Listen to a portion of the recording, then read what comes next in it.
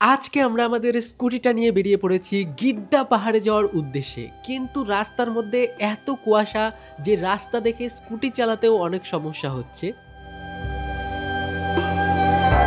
তারপর কয়েক ঘন্টা স্কুটি চালানোর পর আমরা পৌঁছে গেলাম আমাদের হোমস্টেতে। আর হোমস্টের বাইরে থেকে যে ভিউটা দেখতে পেলাম, এর জন্যই তো পাহাড়ে আসা।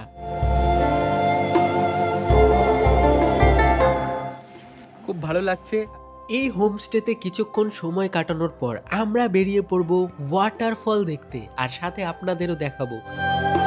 এরপর আমরা কিছুক্ষণ হাঁটাহাঁটি করার পর ফাইনালি পৌঁছে গেলাম দার্জি ওয়াটারফলে। এই ওয়াটারফলটা দেখতে অনেক সুন্দর, কিন্তু অনেক পরিশ্রম করে আমাদের এই পর্যন্ত আসতে হয়েছে, কারণ এটা একদম জঙ্গলের মাঝখানে অবস্থিত।